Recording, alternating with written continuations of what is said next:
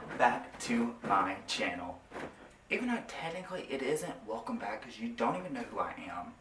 So first off, let me introduce myself. I'm Chasten. I guess virtually meet you, who cares about the technical terms? So right away, I wanted to make a YouTube channel for a while, make a video, so here I am. So my first video is going to be a story time. So let's jump right in. So this story time takes place about 3 years ago. Really almost 4, but no one really cares. I'm not going to get into logistics. So here we go. So me and my friend, and because I don't want to reveal anyone's identity, I'm going to use fake names. So we'll say Kiki, because Drake's big right now. So Kiki and me were in economics class. We should be learning about the important things in the world, but more or less we were more worried about Kiki's love life. So together, me and Kiki are talking about, our futures and how we want to do great things in high school where we can tell our grandkids about this time that me and Kiki did this great thing in high school. No one really cares. But Kiki is busy on her phone while we're having this deep conversation. And I'm like, Kiki, what are you doing? And Kiki replies, I'm on Timber. And I pause, I'm like, you mean Tinder? She said, no, Timber. Like Kesha, but she didn't support. So I asked her, I'm like, well, why is it called Timber? And so I guess I could give a background. So as you see, this is an iPhone. So she kind of had like a Nokia off-brand. So you have the name brand, like Pop-Tart, and then you have like a Great Value brand at Walmart. Hers was below the Great Value brand. But I mean, it still did it. It just didn't have the actual names like Snapchat, Instagram. It just had off brands. It worked. Don't really know how, but we ain't gonna get into that. So Kiki is swiping. I think it's this way if you like someone, this way if you're over. She's swiping right. And behold, Kiki gets a match. Kiki found her love. So Kiki's really excited. She's like, I matched with this frat dude. And I'm like, cool, where's he from? I don't know if technically I can say what college he went to. So I'm gonna say Young Miss. So this frat dude she matches with, and apparently right off the bat, they're hitting it off. And he asked her, would you like to come to my frat party that we're hosting and all this? And Kiki was like, yeah, I would love to. But she can't drive, so technically Kiki can't go. So Kiki asked him, can I bring friends? And he replies, that would be awesome. So keep that in mind. That would be awesome. So me and Kiki right away are excited. We're like, we have Friday night plans. This is going to be fun. Our first frat party. But I don't want to drive because I'm a terrible driver, if you did not know. So me and Kiki are like, well, we could ask Lily and Dee Dee. And Lily's boyfriend, Shu. But the problem is, Lily and Dee Dee are 16. So, legally, they can't go. But Kiki lets me know, it's not an issue, we will figure it out. So, after economics ended, we approached Lily and Dee Dee. We asked Lily and Dee Dee if they would like to go to a frat party. And right away, Dee Dee is down. Dee Dee's like, yes, let's go. Let's lose our mind. Lily's like, it would be fun, but my parents. In a background story, Lily's parents are really strict. They always know what's going on in Lily's life. So Lily says we'll just have to tell them we're going bowling because she's on a bowling team. So I hate bowling. I suck at bowling. But I will do anything for my friend Lily.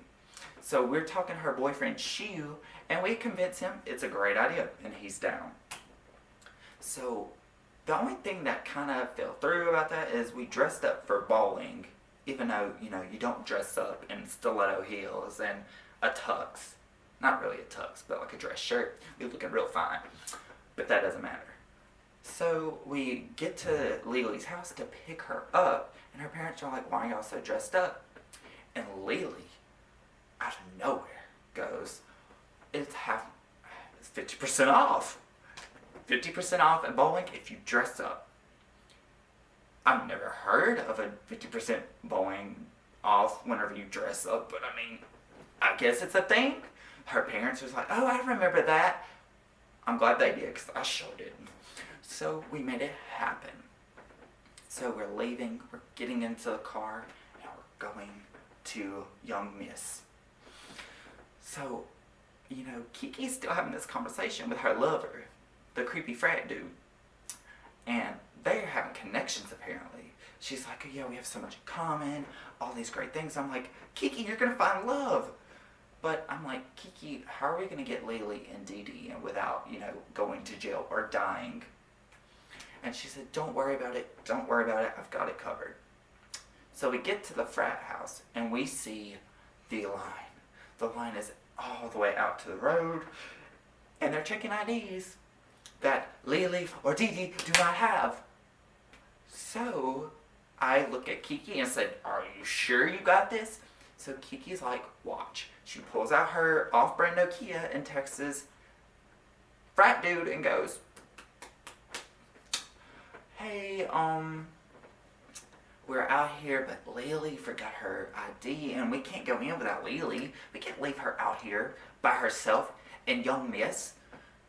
So, frat dude tells us to sneak around back, and he will let us in the back. So we are walking around this frat house that's huge.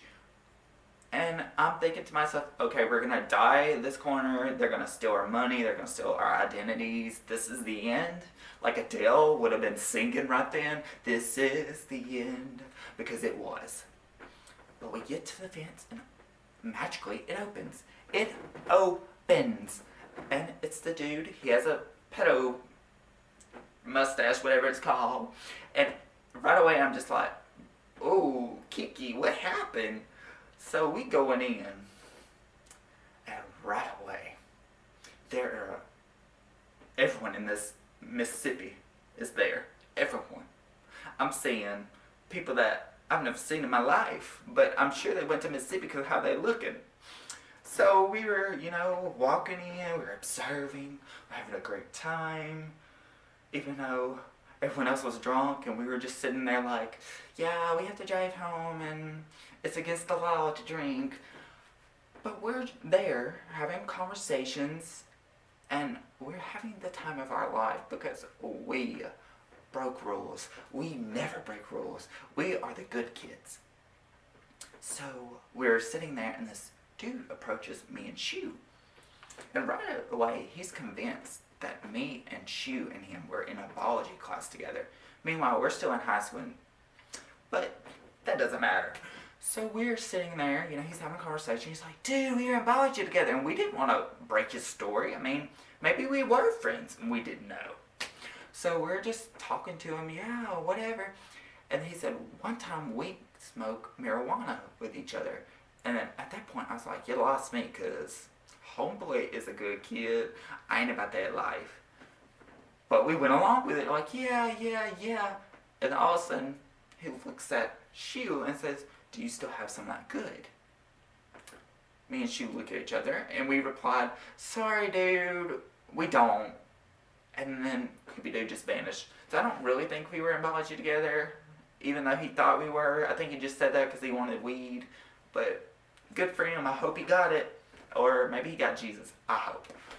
So we are chilling, and I look at Kiki, and I'm like, where's Frat Dude? And Kiki's like, that's a good question. Let me message him. She messages Frat Dude. He's nowhere to be found. So Kiki's a little sad because, Mystery Lover left. He got in that mystery machine and drove off. But, we're still having a good time. We're feeling a little awkward because at this point, there's too many people. Like, I can't breathe. So we are chilling, and then all of a sudden, I hear my name get screamed. And I'm just thinking to myself, Mom? But I knew it wasn't my mom. I knew it had to be someone else. Because it was like a boy's voice. And I'm like, who is that?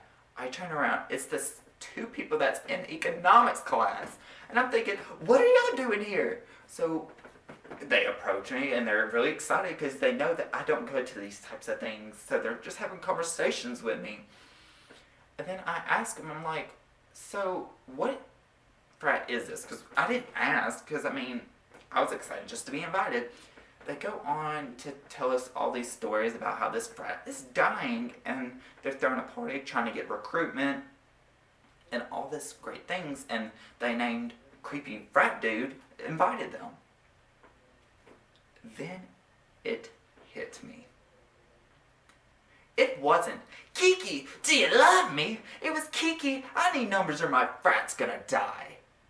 So I approach Kiki and I tell her the download, and I'm like, let me see the messages to see if maybe there is a connection and I'm just crapping on your dreams. So I grabbed the phone.